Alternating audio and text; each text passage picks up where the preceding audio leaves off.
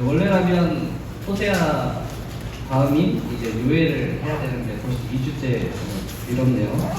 그래도 오늘은 또 성전을 옮기고 드리는 첫 예배이니 다른 말씀을 좀 전하고자 했습니다. 오늘 본문은 제가 좋아하는 본문 중에 하나예요. 왜 좋아할까? 좀 이상한 본문이긴 하죠. 박해를 받고 흩어지는 건데 도대체 왜 좋아하는 걸까요? 그건 이제 나중에 나오겠습니다. 그래서 오늘 본문은 사실 예전에 한번 작년에 했었어요. 작년 초에 1월달에 했었더라고요. 제가 말씀 준비하면서 겹치진 않는지 한 번씩 확인하는데 그때는 1절부터 8절까지 본문으로 했지만 오늘은 1절만 해서 전하도록 하겠습니다. 그때와 내용은 달라요. 뭐 내용을 참고해서 하지는 않으니까요. 본문만 하기 때문에 그때는 그때 우리에게 필요한 말씀이 선포됐겠지만 오늘은 오늘의 우리에게 필요한 그런 말씀이 선포될 줄 믿습니다.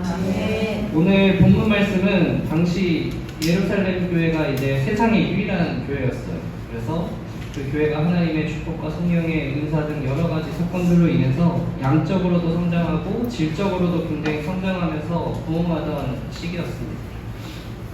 베드로가 어떻게 했죠? 말씀을 막 전하면 3,000명, 그 다음에 또 하면 남자만 5,000명. 그러니까 여자를 더하면 감히 그 숫자를 예상을 할 수가 없는 거죠. 좀 부럽네요. 갑자기 말하다 보니까. 그죠? 가다가 설교한번 했는데 갑자기 3,000명이 교회로 와. 그런 교회였어요. 그리고 이 교회에 모인 성도들도 되게 분위기가 좋았죠. 서로를 살피면서 필요한 거 있어? 내가 도와줄게. 이거 좀 나눠 쓰자, 같이 쓰자. 막 하면서 서로 막 섬기면서 쓸 것을 채워주고 막 그렇게 사랑의 모습을 주변에 보이니 어때요? 사람들이 딱 그 모습을 보고 부러운데? 하면서 그냥 자연스럽게 뭐 이제 베드로가 나가서 설교를 안 해도 그냥 이 성도들의 삶을 보고 교회에 가고 싶다 해서 예루살렘 교회에 막 다 모여드는 거죠. 그리고 성령의 인재도 막 계속 일어나는 거예요. 다리를 태어나서부터 못 일어난 사람이 있는데 기도하면서 일어서 감옥에 갇혔는데도 막 지진이 나면서 문이 열리면서 막 나오고 그냥 막 성령님이 역사하시는 거죠. 방언으로 기도하는데 그때 당시 방언은 뭐 외국어였죠. 특히 막 기도를 하는데 야 쟤가 어떻게 우리나라에 있는 말을 저렇게 하냐 하면서 너무나 놀라운 신비 기적 막 이런 게 일어나니까 그 사람들도 자연스럽게 야 저 예수님을 믿는 저 우리가 진짜인가 보다 저게 말이 되느냐 막 이렇게 하면서 또 교회로만 몰려드는 거예요. 근데 그렇게 양적으로도 성장하고 또 이제 질적으로도 많이 성장해가지고 뭐였죠? 막 교회 이제 제도가 막 세워지죠. 세상에서도 칭찬받는 사람들이 생기고 교회 안에서도 굉장히 영적으로 충만한 사람들 이렇게 다양한 사람들이 모이니까 교회에 제도가 생기고 좀 더 튼실해지고 흔들리지 않는 굉장히 이제 튼튼한 교회로서 세워졌어요. 자, 그런데 이렇게 행복한 예루살렘 교회 그냥 그대로만 있어도 될 것 같잖아요. 쭉 유지만 돼도 땡큐인데 하나님 어떻게 하셨냐면 오늘의 본문에 나와 있는 거예요. 두 가지가 나타나 있죠. 하나님이 어떻게 하셨죠? 첫 번째는 큰 박해를 내리신 거예요. 큰 박해가 있었어요. 그리고 두 번째는 어떻게 하셨냐면 그래서 흩어지니라 흩으신 거죠. 흩으셨어요. 하나님이 참 보기도 좋고 아름다운 이 교회를 박해받게 하시고 흩어지게 하셨다라는 겁니다. 일반적으로는 이해하기가 쉽지 않죠. 예배 잘 드리고 교제도 열심히 하고 잘 섬기고 기도도 죽기 살기로 하는데 마치 우리가 생각하기로는 징계와 같은 그런 박해를 내리시고 흩어지게 하시는가 생각이 들 수 있어요. 그리고 그 박해의 시작을 보면 언제냐면 스데반의 순교 사건으로 이제 시작이 됩니다. 믿음 좋고 성령 충만한 스데반 집사를 왜 순교하시게 하느냐까지 우리가 질문을 던질 수 있죠. 하지만 스데반은 이 박해를 받아 순교했지만 동시에 무슨 일이었냐면 그건 사실은 하나님께서 이 스데반에게 하나님의 영광의 일에 참여하게 하신 사실은 아름다운 사건이죠. 우리가 멀리서 봤을 때는 비극이지만 이건 반대로 그 본인에게 있어서는 사실은 굉장히 희극적인 굉장히 영광스러운 사건이었던 것입니다. 하나님께서 징계를 내리신 게 사실은 아니었다는 거죠.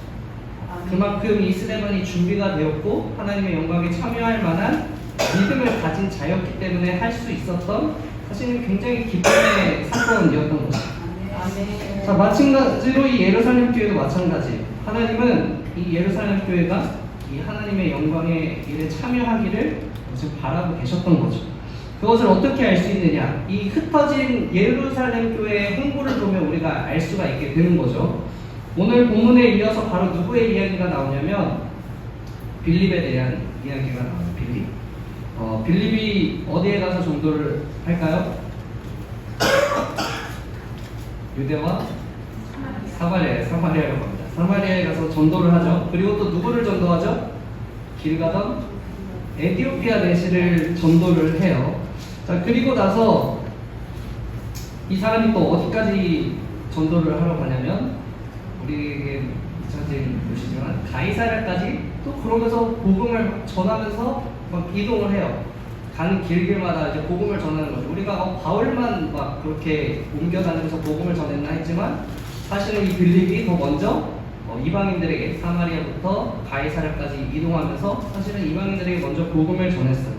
그리고 나중에 바울에게 사람이 찾아오는데 어느 교회 사람이 찾아오냐면 로마 교회 사람이 찾아와요. 그것은 바울이 이방 선교를 하면서 한 번도 간 적이 없는, 사실은 그 이방 땅의 가장 중심지, 그곳에서 교회가 미리 세워지고 그곳에서부터 사람이 자신에게 와서 그 교회가 세워졌다는 사실을 알려주는 사건이 벌어지게 되죠. 이건 하나님의 굉장히 놀라운 사실은 신비인 거죠.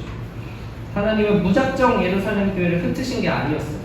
그것은 그들이 이미 복음을 전할 수 있는 준비가 되었다는 것을 아시고 이제 때가 되어서 세상 곳곳으로 파송을 하신 것이죠. 네, 우리 삶에 무언가 하는 데 있어서 사실은 계기가 필요할 때가 있어요. 실력도 갖췄고 의지도 있지만 계기가 없어서 시작을 안 하는 사람들, 못하는 사람들이 종종 있습니다. 이런 사람들은 조금만 바람 넣어주고 득 떠밀고 이제 시작할 만한 계기만 만들어주면 그때부터 그냥 쭉쭉 치고 나가죠. 자기 할 일 원래 했던 일 마냥 막 그죠? 꽃을 피우면서 만개를 하는데 바울이 사실 이런 경우에 해당이 됩니다. 하나님이 이 바울을 이방인의 사도로 부르셨어요. 그래서 바울은 처음부터 의지가 차고 넘쳤습니다. 실력도 충분했어요. 그런데 계기가 없었죠. 왜냐하면 이 예루살렘 교회로 이제 개종하고 예수님을 믿고 예루살렘 교회로 갔더니 사람들이 자신을 너무나 무서워하고 피하고 만나주지는 않았고, 또 심지어 유대인들은 자신을 저것도 예수님을 갑자기 믿네 그러면서 막 죽이려고 막 난리를 치는 바람에 도망자로서 이제 고향에서 다소에서 한 10년의 기간을 이제 숨어 있을 수밖에 없는 그런 처지에 있었죠. 자, 근데 이제 계기를 마련해 준 게 바나바가 찾아옵니다. 바나바가 찾아와서 야, 안디옥 교회를 내가 지금 파송받아서 안디옥 교회에서 사역을 하는데 같이 해줄 동역자가 필요하다. 나와 함께 사역을 해주지 않겠니? 찾아와요. 바울은 당연히 대답은 안 나와 있지만 당연히 땡큐죠. 네, 너무 좋죠. 그래서 가서 사역을 하니까 바울이 나와 있진 않지만 정말 엄청 열심히 사역을 했을 거예요. 왜냐하면 1년 만에 안디옥 교회 사람들을 부를 때 이제 안 믿는 사람들이 안디옥 교회 사람들을 뭐라고 불렀냐면 그리스도인이라고 불렀어요. 최초의 첫 그리스도인이라는 그 사용이 바로 여기서 나옵니다. 하지만 바울의 동시에 어떤 마음도 있었을 것이냐면 하나님의 첫 부르심. 그래서 난 언제 이방으로 떠날까? 언제 저 많은 사람들을 구원으로 내가 나아갈 수 있을까 하는 마음도 동시에 차올랐겠죠. 자, 그렇기 때문에 하나님이 이 바울을 어떻게 파송하시냐면 아주 간단한 기도 중에 금식하며 기도하는데 바울하고 바나바를 세워서 보내라. 그냥 아주 쉬운 거죠. 계기가 그냥 아주 간단한 거예요. 그냥 세워서 보내라. 이 말 하나로 그냥 바로 파송을 시켜버리는 거죠. 그런데 계기가 많이 필요한 사람이 있어요. 억지로 계기를 만들어줘야 되는 사람들이 있습니다. 주변을 잘 보면 실력도 있지만 의지가 없죠. 그냥 나는 이걸로 만족해. 그냥 이렇게 살지 뭐. 그래야 돼. 이렇게 하는 사람들이 있어요. 이런 사람들은 아무리 뒷덜미라도 꿈쩍도 안 합니다. 이런 사람들은 어떻게 해요? 움직이게 하려면 직장이 없어져야죠. 네, 그렇게 해야 이제 계기가 돼가지고 그래 이 직장도 망하고 내가 그래 한번 해보자. 이런 식으로 아주 강력하게 밀어붙이는 계기가 필요한 거예요. 오늘 예루살렘 교회는 딱 그거죠. 능력은 있었어요. 하지만 의지가 없었습니다. 나가지 않아도 성도가 늘어나요. 왜 내가 굳이 나가야 하는 거야? 그냥 있으면 오는데. 이런 상태였던 거예요. 그런데 그것은 이제 하나님께서 원하시는 교회의 모습이 아니었던 것이죠. 예수님이 마지막에 감난산에서 이제 하늘로 올라가시면서 하신 말씀이 있죠. 오직 성령이 너희에게 임하면 너희가 권능을 받고 예루살렘과 온 유대와 사마리아와 땅끝까지 이르러 내 증인이 되리라. 이렇게 말씀하시죠. 땅끝까지 이르러 그렇게 얘기를 하셨단 말이에요. 예루살렘의 증인이 되리라 이렇게 말씀하셨으면 하나님이 아마 그냥 남겨두셨겠죠. 하지만 그들에게는 소명이 있었어요. 사실은 땅끝까지, 적어도 사마리아까지 가는 그런 어떤 노력이라도 보였으면 어떻게 됐을지 좀 궁금하긴 하지만 어쨌든 하나님께서는 땅끝까지 이르게 하는 것이 하나님의 뜻이 있었던 것이죠. 우리가 12제자의 모습을 보면 항상 예수님의 말씀을 까먹잖아요. 가르침을 3년 동안 받았지만 매번 되풀이해서 묻고 질문하고 배워도 까먹는 그 모습을 보이는데 이 예루살렘 교회도 사실은 마찬가지였던 거죠. 지금까지 너무나 사실 사건 사고가 많고 얼마나 바빴겠어요. 정신이 없고 사람들 늘어나는데 다 예배하고 신방하고 하면은 시간이 없던 거죠. 하나님께서는 결국 이런 예루살렘 교회에 강력한 계기를 마련해 주셨습니다. 자, 우리는 오늘 성전을 옮겨서 첫 예배를 드리고 있죠. 이것이 우리의 계기가 되기를 바랍니다. 아멘. 특별히 오늘 말씀과 같이 복음 전파의 계기가 되기를 바라요. 아멘. 하나님께서 우리가 이사할 능력을 갖추었기에 그렇죠? 옮기게 하셨고 우리 성도님은 한 번도 떨어나가지 않는 그 모습을 보면서 우리는 진짜 준비가 됐다. 뭐 재정적인 건 둘째치고 이 성도님들이 다 이제 즐겁게 참여하고 감사로 참여하는 것을 보면서 그래 우리가 옮길 때가 되긴 됐다 이런 생각이 능력을 가졌구나 이런 생각이 유독 많이 들었습니다.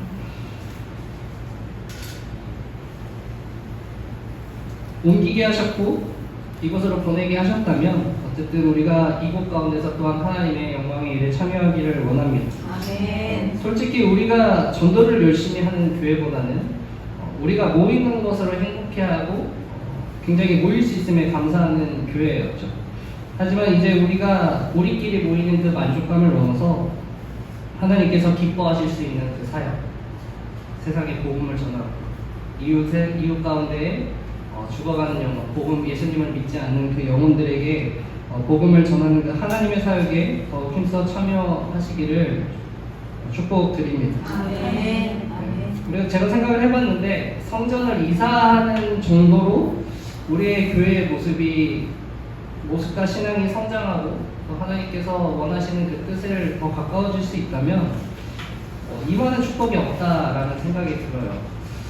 이사를 계기로 정말 다시 한번 말씀드리지만 복음을 열심히 전할 수 있는 우리 성도님들 되시기를 바랍니다. 아멘. 하지만 우리가 한 가지 생각해야 될 것은 계기만으로는 복음을 전할 수가 없어요. 원동력이 있어야 됩니다.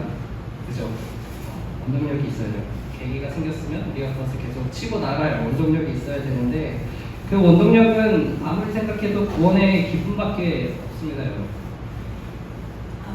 우물가의 그 사마리아 여인은 원동력과 계기가 동시에 있는 좀 특별한 케이스예요. 왜냐하면 이 사람은 그리스도를 바로 그 자리에서 만났고 깨달았기 때문에 여러 번 재혼한 이 여기는 사람들의 그 시선이 굉장히 불편했죠. 그래서 뜨거운 햇빛을 피해서 아무도 없는 그 정오에 우물가로 찾아왔습니다. 물을 뜨기 위해서. 그리고 그곳에서 예수님을 만났죠.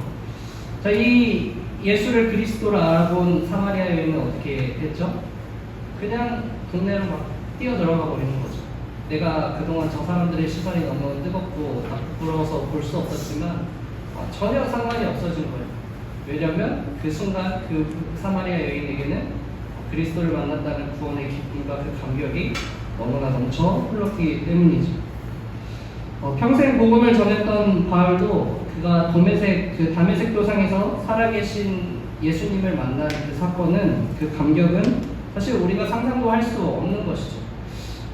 평생도록 하나님만을 정말로 믿는다 열심히 살았는데 완전히 그 열심이 부정당한 사건이기도 하거든요. 자신에게 있어서 정말 살아계신 그리스도? 나는 구원받기 위해서 평생을 하나님을 믿고 따랐는데 그리스도 다시 부활해서 살아계신 그리스도 저분이 진짜 그리스도네? 모든 상황이 깨지는 그 상황. 그래서 이 감격으로 바울도 뭘 했을까요? 눈을 뜨자마자 눈 안수받고 이제 눈에 점막이 벗겨지죠. 눈이 떠진 다음에 이 바울이 했던 것이 무엇일까요? 이 흐름대로는 당연히 전도하러 갔겠죠. 네, 다메섹에 있는 유대 회당에 들어가요. 한 일이 그래서 그곳에서 예수를 그리스도라고 증언하는 일을 가장 먼저 했습니다. 그래서 유대인들은 어때요? 너무나 당황하고 놀라죠. 쟤 그리스도인 잡아먹는 애들 아니야?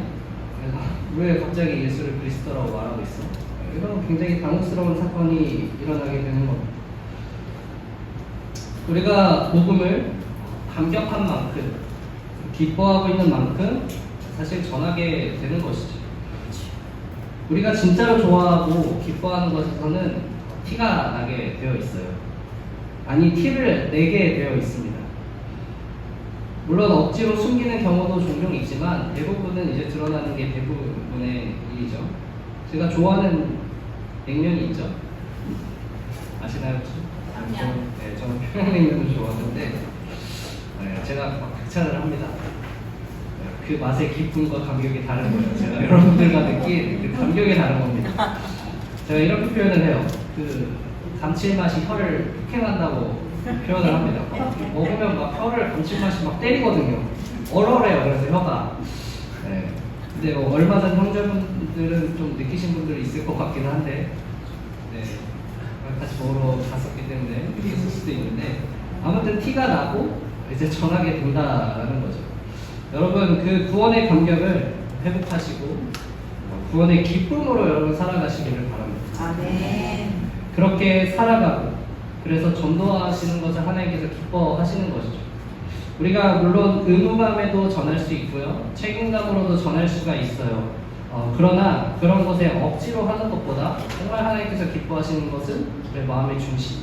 얘가 진짜 나의 그 구원의 감격에 기뻐가지고 나가서 예수님에 대해서 얘기를 하고 자신이 살아가는 그 삶이 얼마나 기쁜지에 대해서 이야기하는구나. 하나님께서 그것을 정말로 원하신다는 것이죠. 이번 전국대 청년부 주제가 선교였어요. 그래서 선교사님이 나와서 선교 현장에 대한 뭐 이런 이야기를 하시죠. 여러 가지 힘든 상황, 그럼에도 이제 쉬지 않고 복음을 전하는 그런 상황들에 대해서 말씀을 들었습니다. 그러면서 원래 알고 있던 당연한 사실을 또 한 번 더 되새기는 거죠. 하나님은 우리의 입술을 통해서 일하시는구나 라는 거죠.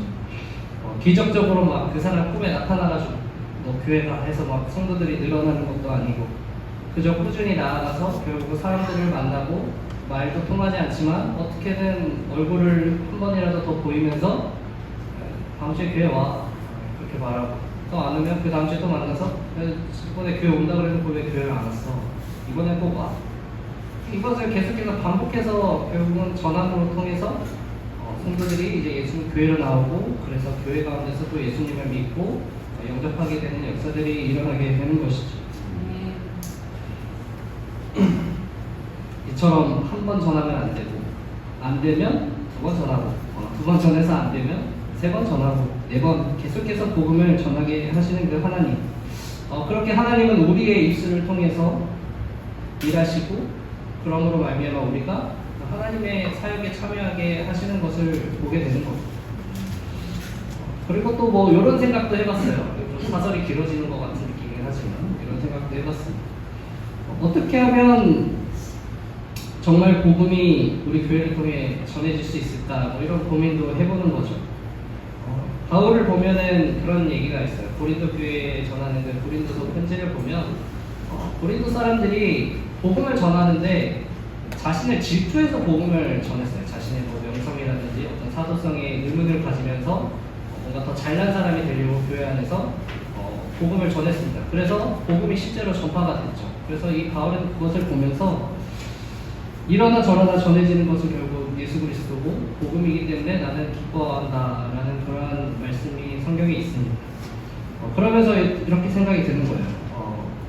우리 방법이나 이유가 그렇게 중요하지 않다면 뭐 성도수 50명 목표를 우리 그냥 목표 잡고 그냥 열심히 어떻게 해보자고 막 해볼까? 아니면은 한 가정당 뭐 한 명씩 어떻게든 전도해서 교회 데려오자 뭐 이렇게 말해볼까? 뭐 이런 생각이 들더라고요.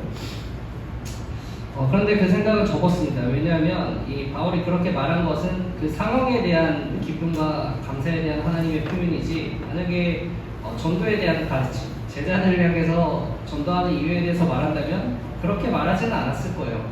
야, 너가 그래도 예수님을 진짜 믿고 그 기쁨으로 해야지, 이렇게 얘기했을 것 같지. 뭐 그래서 전했어? 잘했어. 그렇게 계속해. 뭐 이런 식으로는 안 했을 것 같더라고요. 그러므로 우리에게 결국은 필요한 것은 구원의 기쁨이 넘쳐서 결국은 스스로 전하는 수밖에 없다. 저는 뭐 인간적인 방법을 이용해서 하자고까지는 아직은 못하겠습니다. 그렇기 때문에 여러분들께서 기쁨과 감격으로 이렇게 구원이 너무나 즐거워서 그렇게 하셨으면 좋겠어요. 왜 이러지? 네, 지금 하루의 전도 생각, 예수님에 대한 고백 얼만큼 하고 계시고 어떻게 할까, 누구에게 할까, 이런 생각을 얼마나 하시면서 살고 계신가요? 예수님의 그 지상명령이 누구에게 선포된 말씀일까 생각해보면 우리 모두죠. 이 교회, 지금 살아있는 모든 교회를 향한 그 하나님의 선포라는 사실을 여러분 믿으시기 바랍니다. 그래서 누구에게 전할 수 있을까, 무엇을 전해야 할까, 어떻게 전할까, 하루하루 애쓰시고 고민하는 우리 새소망교회 성도님들 되시기를 다시 한번 축복드립니다. 오늘 찬송가 620장은 제가 부탁을 드려서 해주신 거예요. 여쭤보시더라고요. 근데 가사가 사실은 너무 좋죠. 그리고 우리 교회에 있는 성도님들도 가사를 보고 그렇지, 다시 한번 되새길 수 있을 만한 가사 같아서 제가 요청을 했습니다. 오늘 찬양 가사도 한 번씩 되새기시면서 이 모든 상황이 하나님 뜻 안에 있음을 믿고 이렇게 계속해서 최후 승리를 위해서 기뻐 살아가는 우리 성도님 되시기를 바랍니다. 아멘. 기도드리겠습니다.